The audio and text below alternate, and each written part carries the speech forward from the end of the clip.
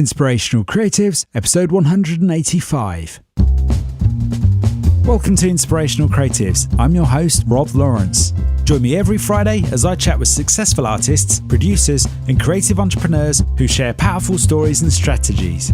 They can help you to create the life that you want. Listen each week as these inspirational creatives show you how to take your creativity to the next level. You'll learn how to create a sustainable business that inspires others and gives you the financial freedom and lifestyle that you want.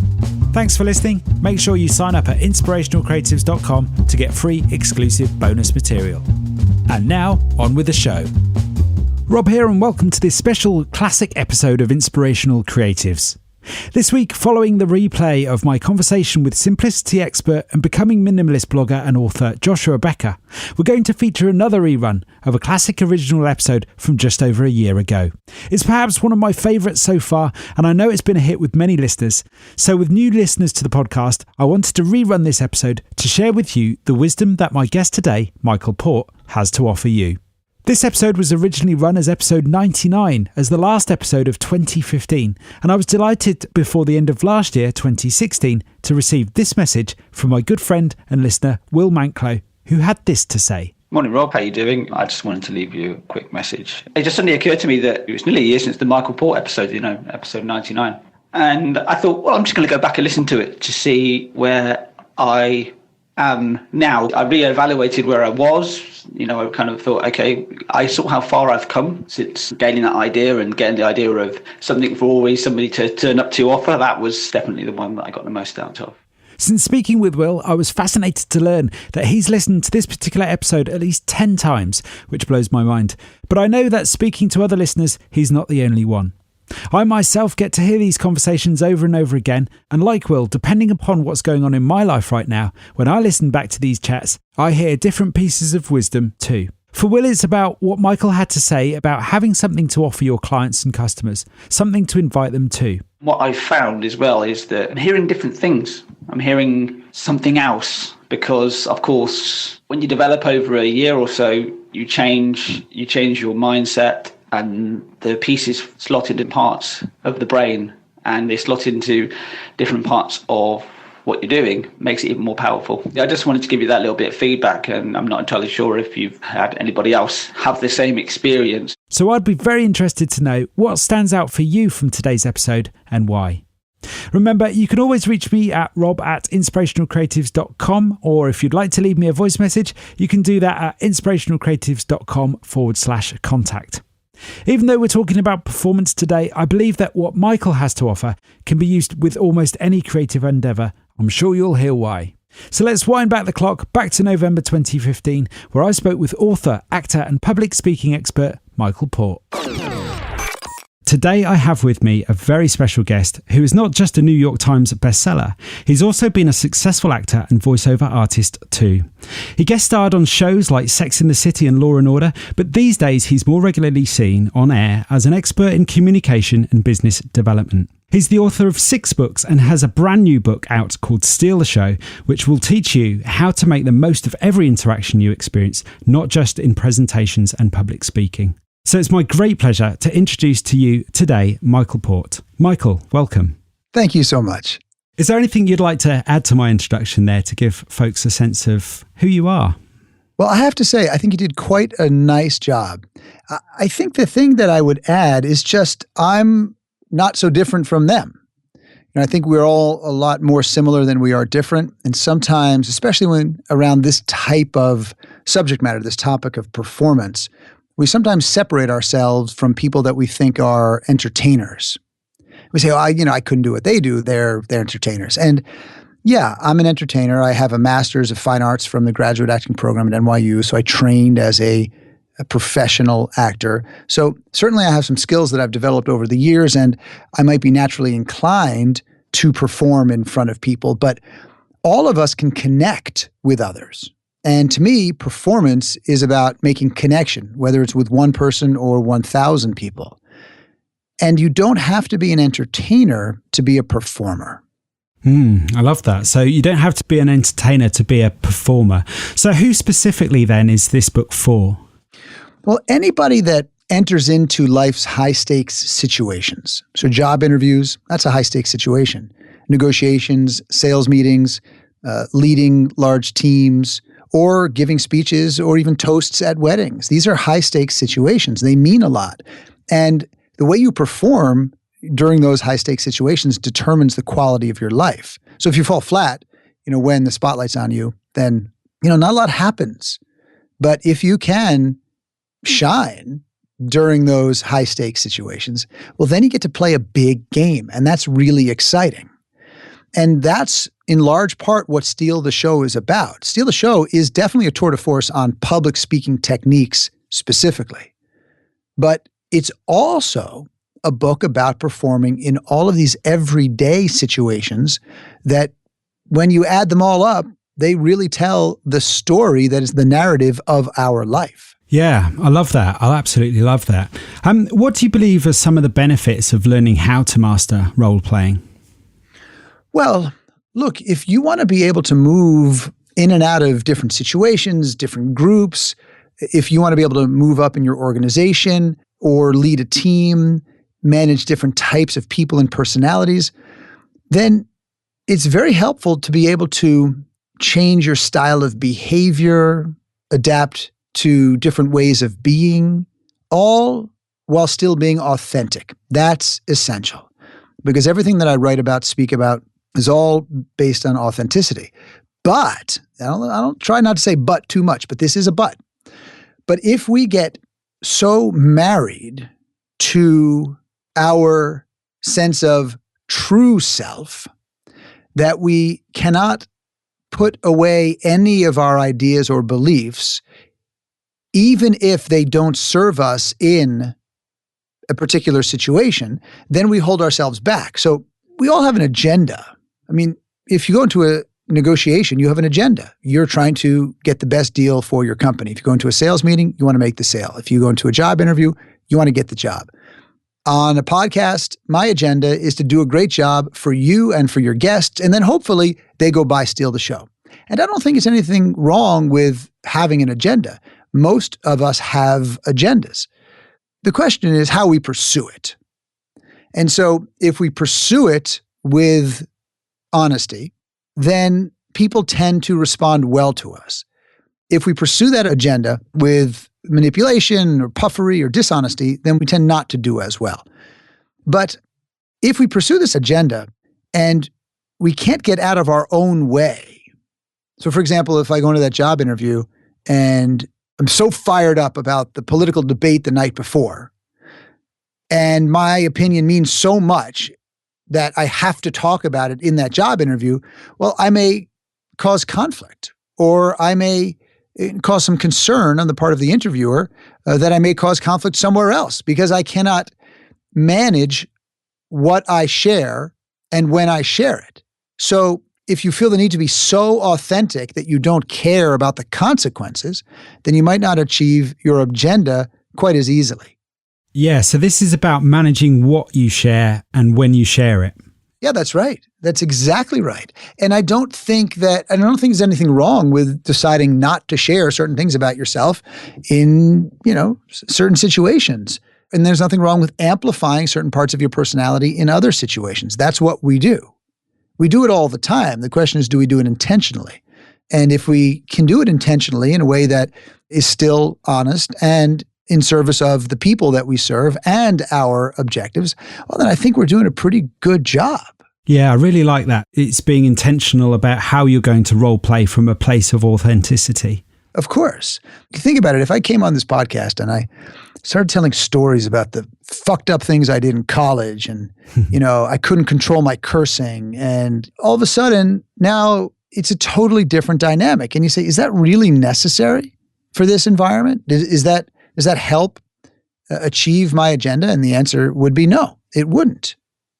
So not all of our stories are necessary to share in particular situations. Yeah, that leads me on nicely to one of the aspects of your book that really fascinated me was this concept of playing as if.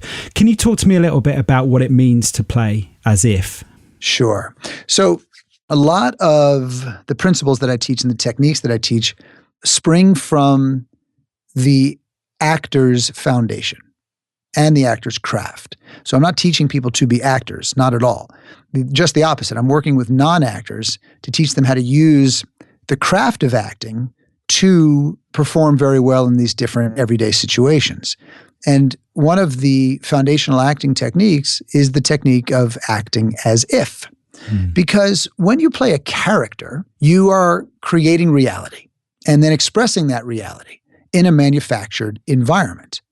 And so good performance is not about fake behavior. Good performance is about authentic behavior in a manufactured environment. And so when you watch an actor who you resonate with, it's in large part because they're being very honest in their performance. Now, of course, they know that they're on a movie set or on a stage on Broadway. They know they're not actually a soldier in World War II, but they are acting as if they are. And their emotional life is real. So they are creating reality and consistently expressing that reality. And the consistency is key because, say in that particular case for actors, the audience needs to see consistency in that particular character, in that role. And if the consistency is broken, then they're not able to suspend their disbelief. They don't believe anymore that character exists in that particular moment. They look through it and they go, oh, this is just an actor, pretending. And the same thing is true in our life. We create reality and then we express that reality. So we can live somebody else's reality. We can live somebody else's story. We can play the roles that other people want to cast us in, or we can cast ourselves in the roles that we want to play. And we can create the reality that we want to create and then express that reality. And I'm not talking, this is not woo-woo. This is not, just think it and it will appear. This is through action, through doing.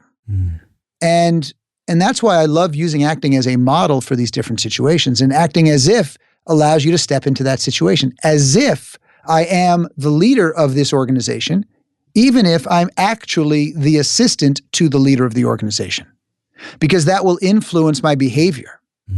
I'm going to play that role. I'm going to act as if. Now, that doesn't mean I start going around and telling everybody what to do as if I am the CEO of the company. Of course not, because we are aware of the reality that exists today, and now we are working on changing that reality so that the reality that exists in the future is of our making. Yeah. You talked about being a character in the context of role-playing. What's the secret weapon, in your opinion, for creating a compelling performance? There are a number of different secret weapons, I think, but one of them is rehearsal. Rehearse, rehearse, rehearse, rehearse. This is one area that can be given so much more attention than you might realize. I had a friend in college who would order his sandwiches, and he would say, listen, put so much mayonnaise on it that you think you've ruined it, and then put more. Now, hopefully he doesn't eat like that now, or he may not have long to live. But that's how I think about rehearsal. Because if you're going into a sales meeting, I hope you've rehearsed that meeting. It is not just, you're going to wing it in the moment. Or if you're going to give a speech or a toast, that the first time that you've ever said the words out loud or in front of other people are actually at the speech or the toast, that would be a shame. Because then you're just winging it. And there are certainly people who can wing it and, they can do okay. If you know the subject matter very well, you can wing it and you're clever and you're charming. You could probably do a good job, but you can do better. And one of the reasons that people resist rehearsal is because they feel that they've done it before. They say, I've rehearsed and it didn't work. I was stiff during my performance. And I think they're right. They absolutely were stiff. And it is because they rehearsed, but it was because they rehearsed a little bit and not a lot. Because if you rehearse a little bit, then when you're performing, you may try to recall what you did in rehearsal rather than being in the moment able to recall what you did in the rehearsal without having to think about it. However, if you know your material so well that you can forget it as soon as you walk up on stage and it still comes to you organically in the moment, then you're ready to perform.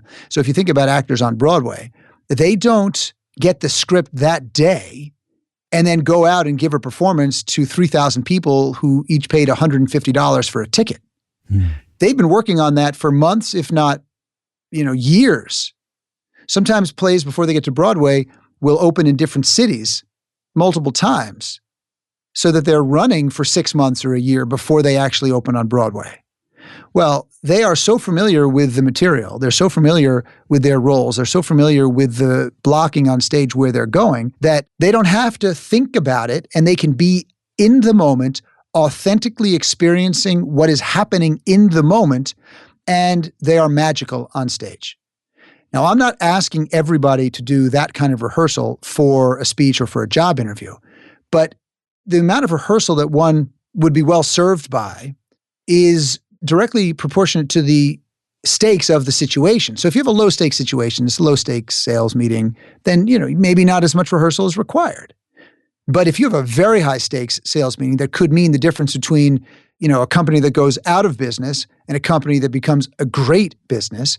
Or if you have an interview for the job of your life, or if you're giving a speech at an industry conference that's going to make your name in the world, well, a lot of rehearsal would serve you well, because when you know the material cold, when you know it so well, and you don't have to memorize everything, that is one particular strategy. Some of our students use that, and some use a structured outline, and then we'll work within that outline. But they have rehearsed and rehearsed and rehearsed, and they've done it in front of other people. We have a 7-step process for rehearsal because most people don't know how to rehearse. Where would they have learned it?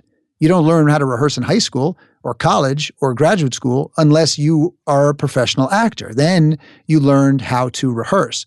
But otherwise, you wouldn't know. So I don't expect anybody to know. That's why I've put this rehearsal process into the book, so they know how to do it. But if you're well rehearsed, when you get up on stage, you don't have to think about what's coming next. It comes to you organically. And then you're able to improvise as well. And preparation, when it meets improvisation, produces spontaneity. And that gives the audience an authentic performance. Yeah, that's fascinating. From what I've learned about you from the book, about rehearsal, something you need to do is make lots of decisions in terms of what material to keep and what material to throw out.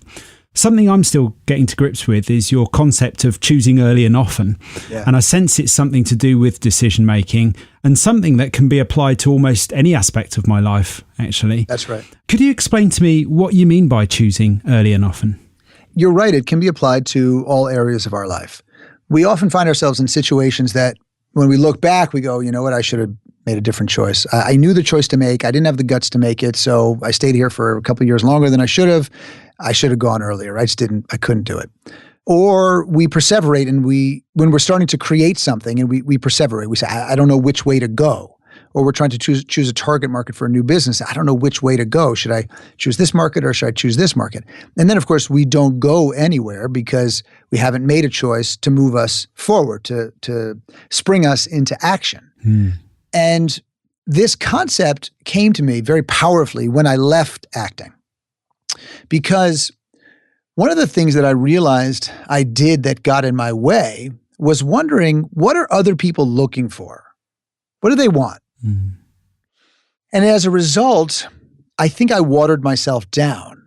Because as an actor, when you go in for an audition, you've got to make a lot of strong choices, because the casting director is not going to tell you what choices to make. They just want you to make choices so that the director and the producer think that even if they don't hire you, they think, oh, the casting director brought in a good person for this role. That was a good candidate. Because if not, they're just going to get fired. That's how it works. If they don't like any of the actors, they fire the casting director, they hire a new casting director. Who does the casting director bring in? Same people. So that's just the nature of the industry. So if you look to them to give you the answers, then you're not going to get them.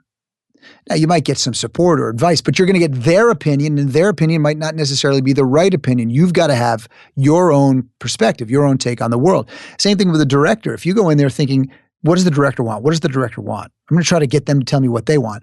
The director may be sitting there thinking, I hope this actor does not ask me what to do, because this is my first $200 million movie. I've just been doing music videos for the last 10 years. I don't know what to tell them. They want you to go in there and make choices. That's why they're hiring you. If I hire someone on my team, I want them to make choices. I'll work with them. I'll brainstorm with them. I'll help them if they need help. But if they come to me, expect me to make all the choices, I don't really need them. I need them to be able to make choices. And so we choose early and often is different than choosing quickly without thinking about it. Mm. Choosing early means when you know you need to make a choice, you commit to making that choice. And often means there are a lot of choices to make, so let's see you make them. And don't wait, perseverate for the heavens to open up and give you the right answer, because there are only a few right answers in the world. Most of the things that we discover come out of the choices we make. So when you're rehearsing a speech, say I just had a masterclass this past weekend, a few hundred people came to New York, and I put people on stage and I work with them in front of the audience on their speech. And a choice that performer makes, or, it may not be the choice that they keep, but it leads them to another choice because it gives them the idea for the next thing. And then they may keep that one. Okay, good. So now I got that. Well, then they make another choice about another section, either content related or delivery related. And they say, yeah, I think there's something else. It leads them to another choice and another choice and another choice. But if you don't make any choices, you don't have anything to offer when it comes to performance. Then you're wishy-washy and bland, and people don't like wishy-washy and bland. They like watching people who are strong decision makers, who have perspective, who have opinion, who are willing to take risks. And in order to take risks, you've got to make choices. And the two easiest examples to give that are real life examples, not on the stage type examples, are your job and your relationship. Many people have been in a job that they knew they were going to leave eventually. They knew they had to leave. They knew they wanted to leave. They knew their life was not going anywhere while they were there professionally, but yet they don't. Why? Because they're afraid. They're afraid of making the choice because they don't know what they don't know. So the outcome is uncertain. The future is always uncertain. We cannot predict a result, but we can try to create the circumstances that will lead us to the result that will please us. And in order to create circumstances, we need to make choices. The circumstances otherwise will be created by other people. And then, of course, there are relationships. Many people who get divorced will say, I knew I needed to get out of this relationship 5 years ago, or even 10 years ago. Well, why didn't they? Well, there are lots of different reasons. Well, I didn't want to do it because my kids were of this age. Okay, fine. I didn't want to do it because I wasn't in a situation financially to do it. Okay, fine. I didn't want to do it because. I didn't want to do it because. I didn't want to do it because. Well, there will always be I didn't want to do it because. But we need to make decisions. And we need to make them earlier than later, generally, because it will lead us to our next decision. And this is different than being fickle. This is different than making the decision and giving up on the decision. Those are two very different things. Our relationship is based on our ability to make commitments and fulfill them. So if we say we're going to do it, we do it. If it works, brilliant. If it doesn't work, okay, let's figure out the next thing. That's great. Can you talk to me a little about how we create powerful and compelling stories when we give performances such as public speaking and presenting? How do we go about organizing our structure to give a compelling story? Yeah, so this is really fun because we know how powerful stories are. We know people love to listen to stories. We turn anything we can into a story. Religion is a story. Politics is a story. Middle school becomes a big story. There's a lot of stories that we tell, and we get wrapped up in our stories. So we love stories. Just because something happened to us doesn't mean that we're ready to tell it in front of a group of people as a piece of entertainment or as a learning tool. Mm-hmm. It's different. Telling a story when you're sitting down with a friend in your apartment or sitting across a table with your family is a little bit different than telling it in front of an audience. There are different expectations, and the technical issues are slightly different. So what we want to do is make sure that we craft this story before we tell it, and that we rehearse the story, and we work on the story. Just like a comedian, when they tell a joke that is a story, they've worked on that for many, many hours. there is a structure that you can use that was created by Aristotle, and it's the 3-act structure. And the 3-act structure is often what's used in playwriting and screenwriting because a play is one big story with lots of little stories in it. Same thing with a movie. So let's look at just a basic story. A basic story has 3 acts. The first act is the exposition. This is the given circumstances. This is the time, the setting, the place. It's the information that we need to know in order to move the action forward to the conflict, which is the second act. Now, here's the thing. If there's too much exposition in the first act, then we get bored. And we say, come on, can we get going? Let's get to the meat of this thing. But if there's not enough exposition, then we are confused when we get to the conflict. We say, wait, who's the brother? I'm confused. Wait, what? And we don't want to be in either of those situations. In the movie business, there's an expression, burn the first reel. And it comes from the old days of movie making where the movies were actually projected off of a reel of film. Now they're digital. In those days, there were reels and you had to change the reels. And the first reel, if there was a lot of exposition, then if a director brought in people, colleagues, et cetera, to get some feedback on the project, if there was too much exposition at the beginning and they thought they should get to the action more quickly, the advice was burn the first reel. Let's get going. And the same thing is true for the stories that you create. Now, second act is the conflict. This is where things get interesting. Something happens that creates some tension. Something happens that you want to know more about. And this is where the story spends most of its time. Because conflict usually produces action. Action produces more conflict, which produces more action, which produces more conflict. So the more conflict, the more compelling it generally is. The resolution is the third act. That's where everything comes together and you get your ending. Now, if it's a joke, it's a punchline. If it's a fairy tale, it's happily ever after. If it's a Fast and the Furious, the guy gets the girl, they get all new cars and $1 billion. It's something like that. So it's whatever wraps up the story. It's the resolution. Now, the resolution has to be worth waiting for. That's what's important. If the exposition goes on and on and on, and the conflict goes on and on and on, but the resolution is kind of meh, then it wasn't worth waiting for. They go, oh, that was it? That's all that happened? Oh, man. So the longer the story, the greater the resolution needs to be. Yeah, I get that. That seems very intuitive to me as a listener of stories in that sense. Yeah, and then you got to decide what details are important and what details aren't important. For example, a woman was in one of our master classes at one of our events, and she was telling a story about her grandfather. And she said, my grandfather was in the Army. He was a colonel or like a corporal. I'm not sure exactly which one. And then she went on. And I stopped her and I said, does his status in the military matter to this story? I said, it does.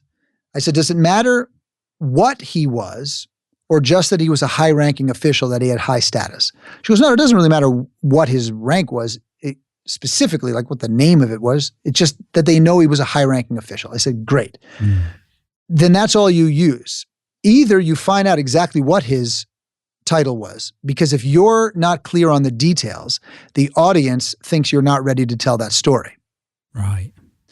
And if you can't figure out which one he was, or you know what he is, but it doesn't really matter, then you just say high-ranking official.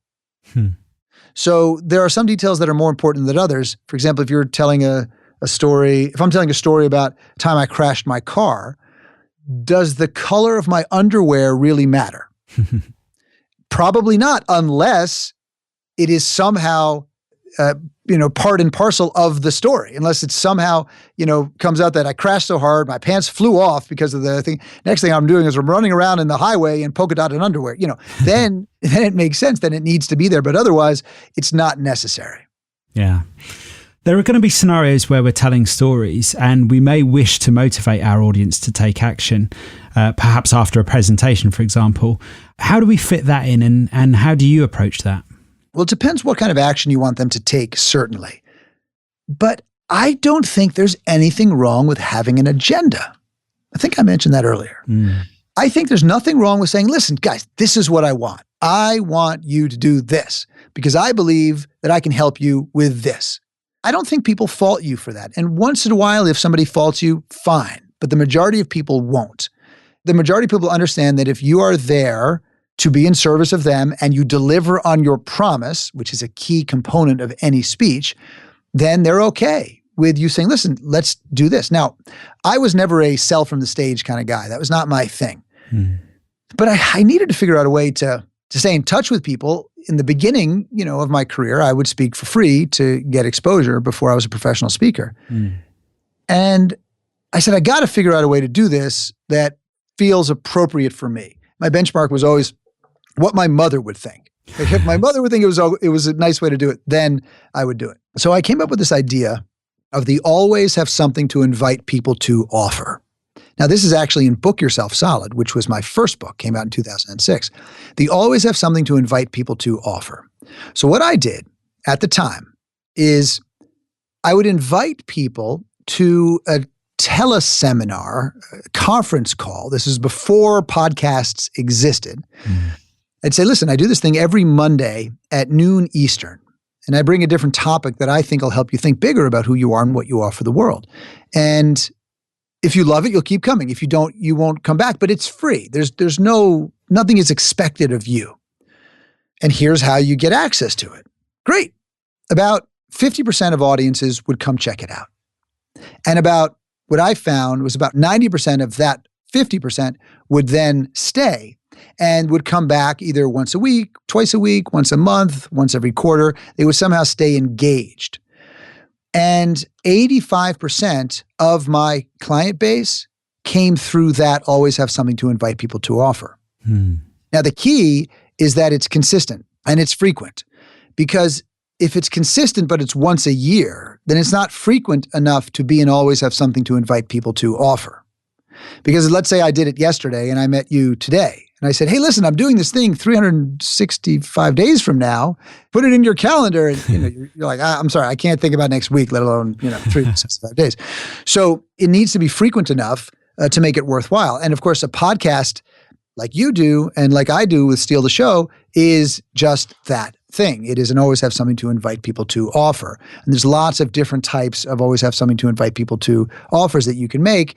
And the key is that you are able somehow to continue to communicate with them, get access to them, permission-based access, but just be really upfront and honest about it.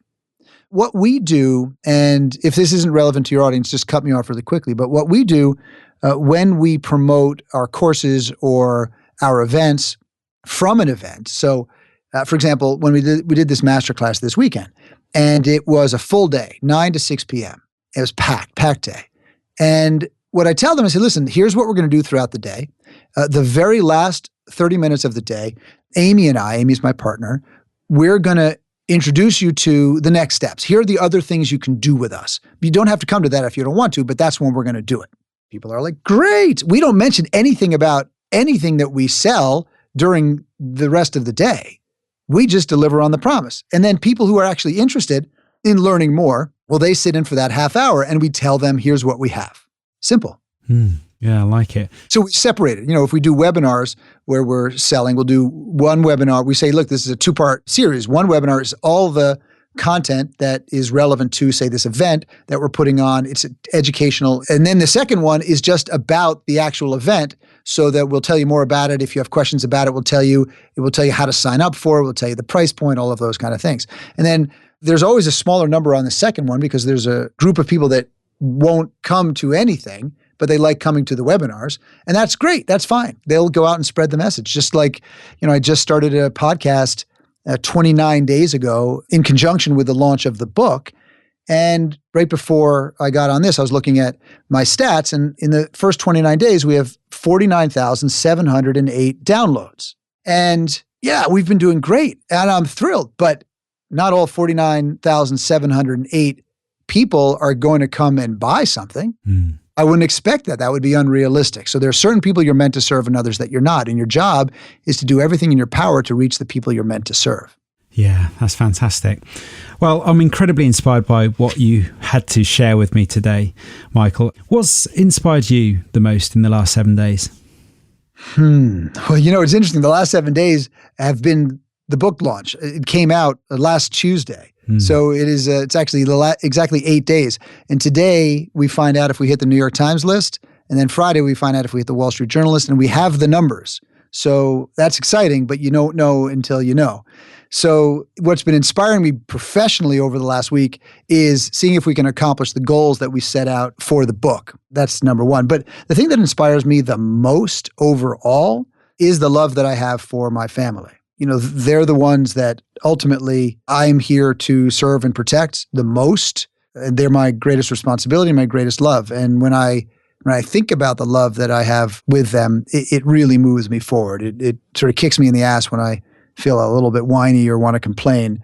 And I remember that that's not part of the story that I want to create for my life. Yeah. Well, I'm incredibly grateful for your time today. Where's the best place for folks to find out more about you, Michael, and of course, get hold of your new book, Steal the Show? So if they haven't yet read Steal the Show, they can buy it anywhere books are sold. And if they go to stealtheshow.com, then they can get a whole slew of free bonuses. And that's what we do when we give away a book. So there's online courses and there are templates and more. There's over $1,000 worth of bonuses that people can get if they just buy one copy of the book. And of course, if they already have read the book, they might want to go over to heroicpublicspeaking.com and check out our upcoming live events, our online courses. And if they ever need me, they can just shoot me an email at questions@michaelport.com. And I definitely think, since they're podcast listeners, that they should be over and subscribing to Steal the Show with Michael Port. That's fantastic. Well, thank you for sharing those with me, Michael. I'll make sure all of the links are on the episode show notes. Thank you so much. Thank you so much for today. Oh, it was my pleasure. It really is an honor. I do not take it for granted, so thank you. Thanks for listening. Nothing beats the stories and advice of an expert to help you raise your creative game. I would love to know what you thought about today's episode, so don't forget to subscribe in iTunes, where you can rate and review the show. If you like this episode, I invite you to share it on Facebook or Twitter with the one person you know who will benefit from the wisdom shared here today. You can find the show notes on inspirationalcreatives.com/podcast. If you have a burning question or a great idea for a guest, head on over to inspirationalcreatives.com/contact, where you can connect with me there. Thanks, Will, for inspiring me to replay this episode from 2015. For me personally, I got so much out of listening to what Michael had to say once again. It all felt very fresh and new to me. I'd love to know what stuck out for you, so hop onto Twitter and connect with me at RobIsListening. Join me next Friday when I'll be chatting with glass artist Gary Giannetti.